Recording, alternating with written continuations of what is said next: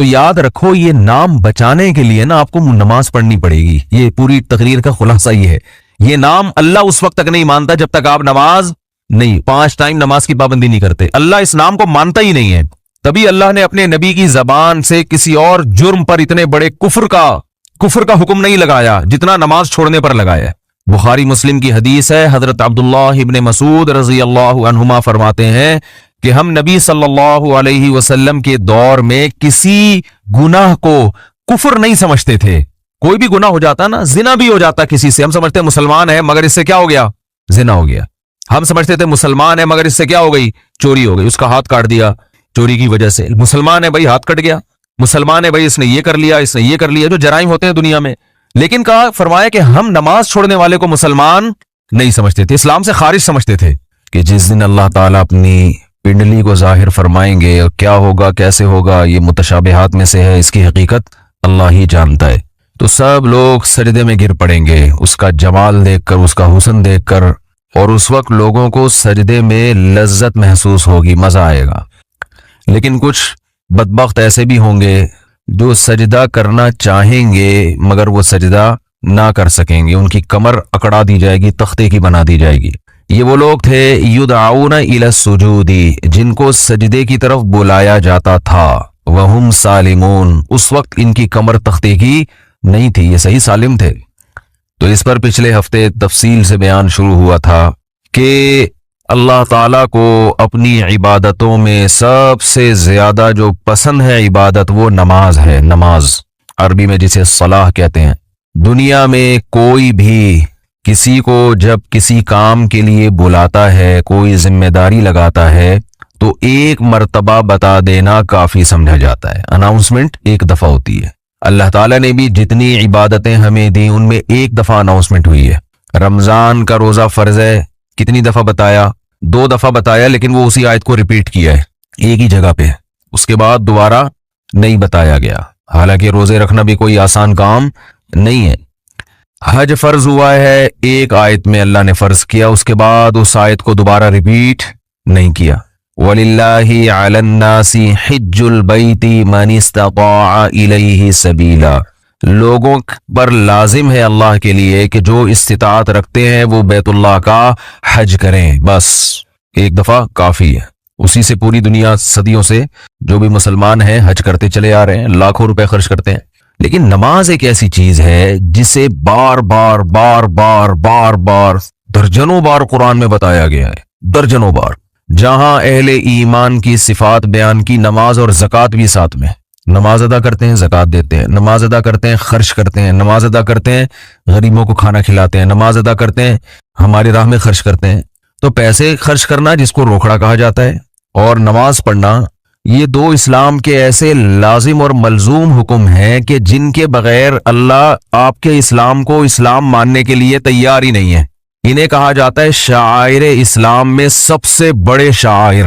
اگر کوئی آپ سے پوچھے نا کہ اسلام کے شعائر میں سب سے بڑے شعائر کون کون سے ہیں, تو آپ نے جواب دینا ہے سب سے پہلا نماز, اس کے بعد زکوٰۃ. شاعر کیا ہوتا ہے یہ بھی میں بتا دوں. ہر قوم کی ایک مخصوص پہچان ہوا کرتی ہے, ہر مذہب کی ایک مخصوص پہچان ہوا کرتی ہے, ہر ملک کی ایک مخصوص پہچان ہوا کرتی ہے جس سے وہ دوسروں سے جدا ہو جائے.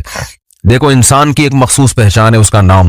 بچہ پیدا ہوتے ہی ماں باپ سب سے پہلا کام کیا کرتے ہیں, نام رکھو, کہ یہ نام اسے دوسرے انسانوں سے ممتاز اور جدا کرے گا, کیونکہ سب ایک جیسے ہیں نا.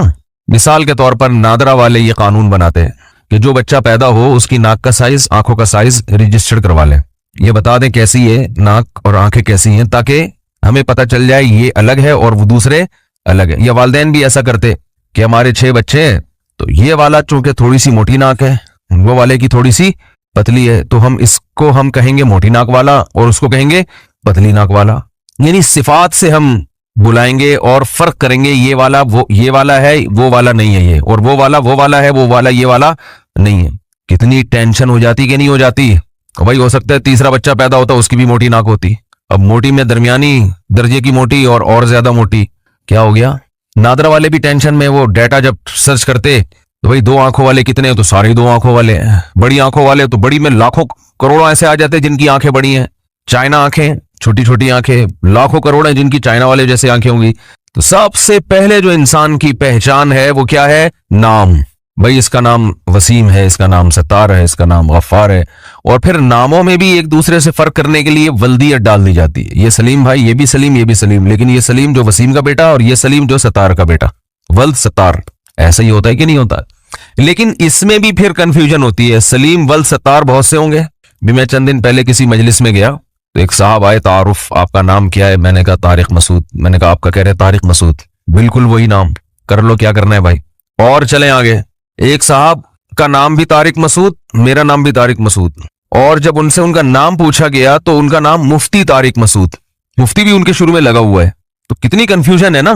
तो कुछ चीजें हमेशा ऐसी होती हैं जिनको देख के फौरन पता चल जाए ये वाला वो वाला नहीं। जैसे नामों में भी अगर कंफ्यूजन होगी तो ये जो अंगूठा है ना, अंगूठा नादरा इससे ट्रेस करता है। ओ भाई ये अंगूठा दूसरे अंगूठे से नहीं मिलता। इसको जला भी दोगे ना, अगर जला दो, तेजाब फेंक के मिटा दो, दोबारा जो नई स्किन निकलेगी उसमें वही डिजाइन फिर बना हुआ होगा जो पहले था। ये अल्लाह की कुदरत है कि अल्लाह ने आपको दूसरों से मुमताज करने के लिए उसी स्टाइल में लकीरें दी हैं जो पहले आपके पास थी। अब अंगूठा ही कोई काट दे तो एक अलग बात है, क्योंकि लकीरें अंगूठे पे होती है ना, अंगूठा ही खत्म हो गया तो फिर क्या करोगे। तो ऐसी लकीरें फिर सिर्फ अंगूठे की नहीं, सारी उंगलियों की जिस तरह से हैं उसी तरह ही रहेंगी हमेशा ये। तो असल में आपकी जो पहचान है ना वो क्या है? ये अंगूठा। जब भी अंगूठे का तस्करा आता है मुझे वो सब्जी वाला याद आता है जिसके अंगूठे में 1 साल तक लेके बैठा रहा। यही सोचते थे हम कि इंसान की पहचान किससे होती है? अंगूठे से। तो उसने हमें यह कहा था कि हमेशा अपना पैसा खानदानी आदमी को दो जो तुम्हें फ्रॉड ना करे तुम्हारे साथ। तो मैंने कहा कौन है? कह रहे मेरे जैसा खानदानी होना चाहिए। तो मैंने कहा अपना आईडी कार्ड दोगे? उसने कहा जब चाहो ले लो। मैंने कहा देखो इस्लाम में हुक्म यह है कि स्टैम्प पेपर पे, यानी रिटर्न में सही कानूनी कार्रवाई होनी चाहिए, तो स्टैम्प पेपर पे ये लिख के दो। स्टैम्प पेपर पे लिख लो। मुझे तो लग रहा था भाई बड़ा खानदानी हर चीज। तो उसने मैंने कहा अंगूठा भी लगा, तो उसने कहा जब चाहो, जितनी चाहो उंगलियों के अंगूठे। कई जगहों पे अंगूठे लगे हुए थे। जब वो पैसे लेके भागा है, कई दिनों तक उसके अंगूठे हम देख देख के वो किसी ने पहनाई, अब हमने उसको वापस पहनाई है। बड़ी शुक्र है वापस ले लिया, अच्छा आदमी था। आज इतवार बाजार से बकरी खरीद के लाया था। उसने कहा गाबन है, बकरी के बारे में उसने कहा गाबन है। हम दे दिया उसको, चेक दे दिया। मैंने कहा चलो भाई। बकरी लेकर आए तो महल्ले पड़ोस वालों ने कहा भाई ये गाबन नहीं है। खैर जितने जान पहचान वाले बकरी वाले उनको उसकी तस्वीरें खींच खींच के भेजी। बॉस होने का ये डाउट है। तो हमने कहा उसको फोन किया, शुक्र है नंबर था, अच्छा आदमी था, उसने वापस ले ली। चलो खैर, अंगूठे की बात चल रही थी। असल क्या चल रहा था? अंगूठा। अच्छा आदमी था इसलिए वापस ले ली। उसको भी किसी ने पहनाई थी ना, उसकी अपनी नहीं थी। पहनाना चल रहा है ना, तुम उधर पार्सल करो वो आगे पार्सल कर दे। ये बिजनेस पाकिस्तान में क्या चल रहा है? ये है बिजनेस कि आप उसको टोपी कराओ, वो उसको आगे पहना दे, वो आगे पहना दे। तो अब हमने जब रिवर्स किया तो अब पता नहीं कहां तक रिवर्स होगी। वो ही आए तब पढ़े तो पास कर, वरना बर्दाश्त करो। ठीक है ना। तो बचपन में लाइन में खड़े होते थे ना, एक किसी को यूं मारता था, जब वो गुस्से में पीछे मुड़ के देखता स्कूल की लाइन में तो कहता आगे पार्सल कर दे, तो आगे पार्सल करते वो फिर आखिर तक जाता था। खैर, तो वो अंगूठे जो थे, मैंने पहले बंदा तलाश किया। बंदा कराची में कहाँ मिलता है आपको पता है। तो 1 साल तक वो अंगूठे लेके मैं बैठा रहा। तो क्या कर लेता है आदमी? कोई लॉ नहीं है, कोई कानून नहीं है कि आप किसी से कानूनी तरीके से पैसे निकलवा दें, कोई लॉ नहीं है। बहुत ज्यादा आप अदालत में ले भी, अव्वल तो अदालत में ले जाने तक कहते हैं ना, मुर्गी छुड़ाने के लिए भैंस की कुर्बानी देनी पड़ेगी आपको। मुर्गी छुड़ाने के लिए भैंस की, जजों को ज्यादा खिलाना पड़ेगा। आप अदालत में ले भी गए तो ले जाने के बाद वो वहां खड़ा हो जाएगा गरीब बन के, जैसे फटे पुराने कपड़े। जज बोलेगा इसको तो ये 5,000 मेरी तरफ से भी ले जाए यार यहाँ से। वो ऐसे मिस्कीन बन के जाते हैं, उससे क्या निकालेगा। कानून ये है कि आपकी किस्तें बन जाएंगी, या फिर गुंडों से काम लिया जाए। गुंडों से, वो भी एक ऑप्शन है। गुंडों को कुछ पैसे खिलाओ, कुट लगाएं। तो पुराना वाकया है, इतने ताल्लुकात नहीं थे उस वक्त। तो खैर, ये जो अंगूठा है, सही है ना, जब भी बोलता हूं मुझे याद आता है। तो ये आपका किसी से मैच नहीं करता, किसी से मैच नहीं करता। तो ये भी आपकी एक शायर है, यानी जिससे आप पहचाने जाते हैं। लेकिन इसको पहचानने के लिए मशीन चाहिए, ऐसा ही नहीं कि देखते ही पता चल जाए। तो शईरा और शायर उस अलामत को कहा जाता है जो अलामत आपको दूसरों से एकदम जुदा भी कर दे और वो बिल्कुल वाज़ेह भी हो। ऐसा नहीं कि उसके लिए कोई तहकीकात करनी पड़े। तो दुनिया की हर कौम की एक खास अलामत हुआ करती है, हर मजहब की। देखो कोई भी अगर हिंदू है ना, हिंदू, तो चंद अलामतें ऐसी हैं जो उनमें कॉमन है, उनसे फौरन पता चलेगा कि ये क्या है, हिंदू है।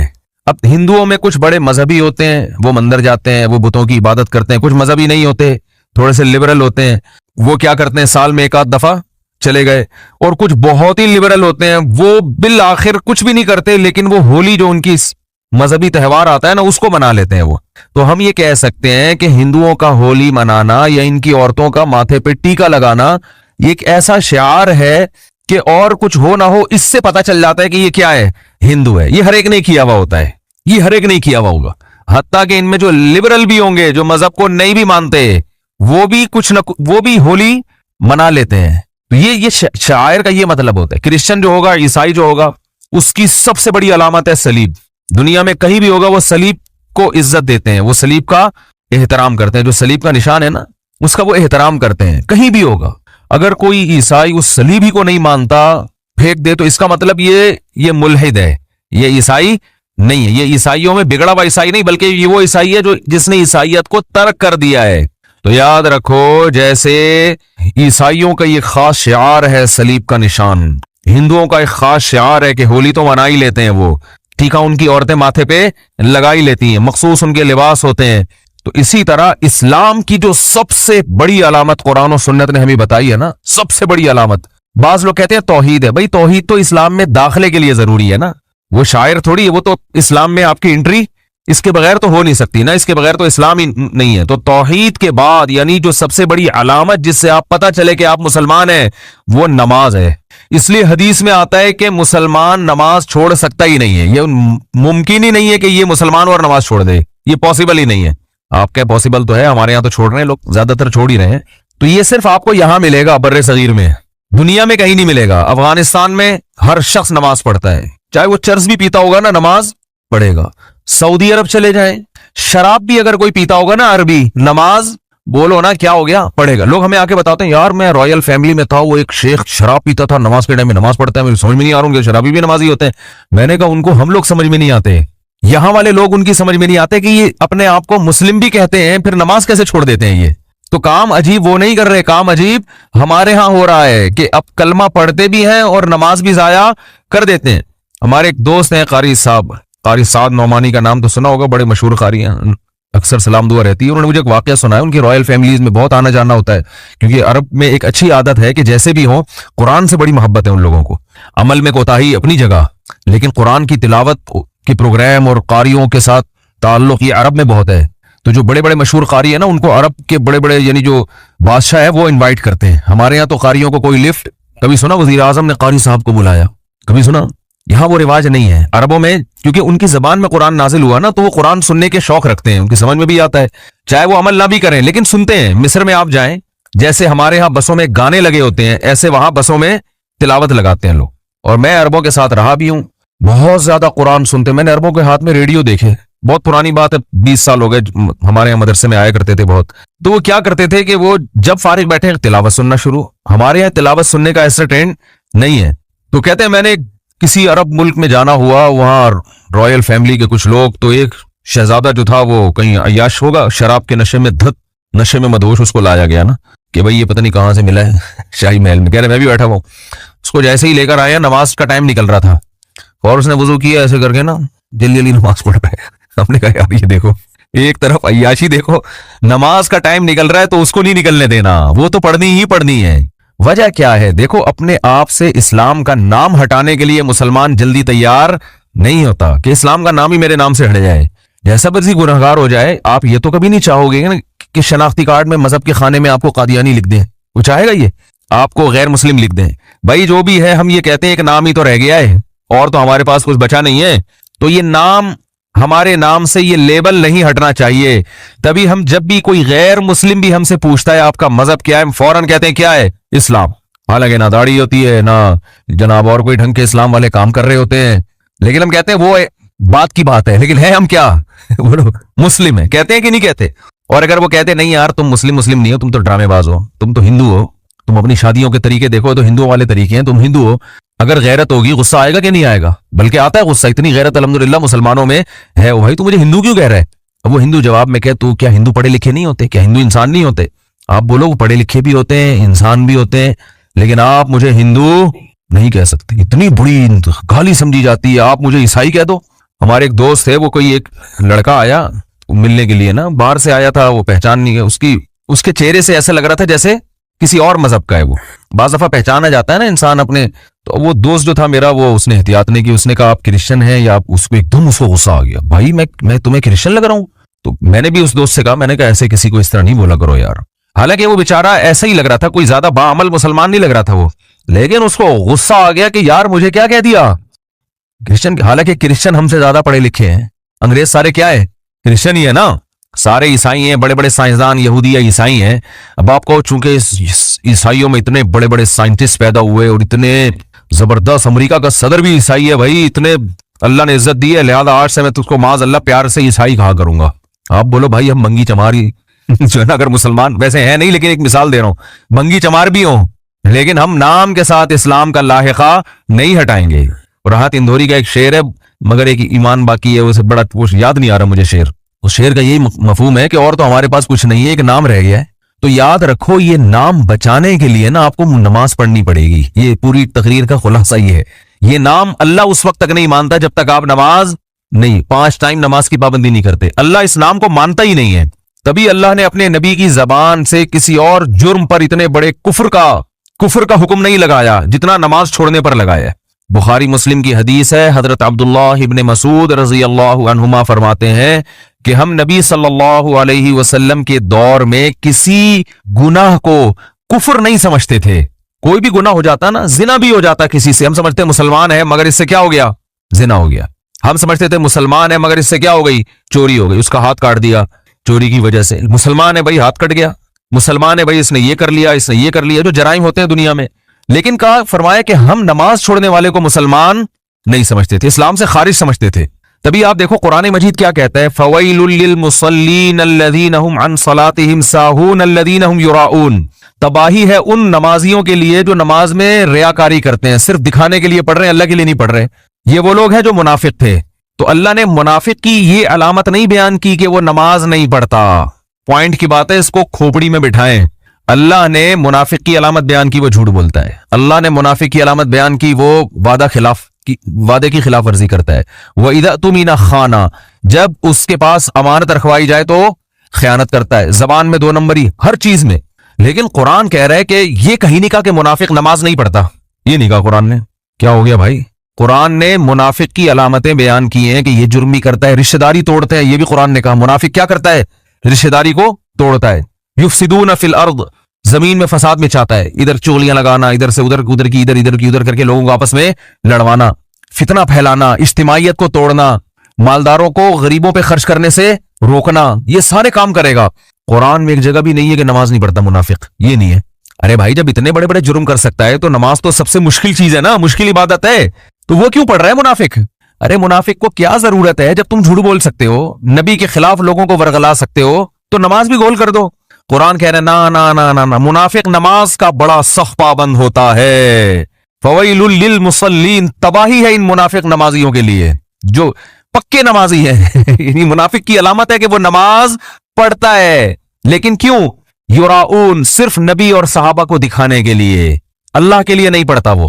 اس سے پتا چلتا ہے کہ منافق بھی نماز نہیں چھوڑتے تھے. ان کو پتا تھا کہ اگر نماز چھوڑ دی تو لوگوں کو پتا چل جائے گا کہ یہ اسلام سے اس کا تعلق نہیں ہے. تو یہ شو کرنے کے لیے کہ ہم مسلم ہیں, ہمیں مسلمانوں جیسا سلوک کرو, ہمیں مسلمانوں کے قبرستان میں دفناؤ, ہماری مسلمان عورتوں سے شادیاں کرو, جب میدان جنگ میں فتح ہوتی ہے تو مال غنیمت میں ہمیں بھی حصہ دو. یہ تمام کی تمام مسلمانوں والی فیسلٹیز حاصل کرنے کے لیے منافق کو بھی نماز باجماعت میں حاضری دینا پڑتی تھی, یہ شو کرنے کے لیے کہ میں کیا ہوں, مسلم ہوں.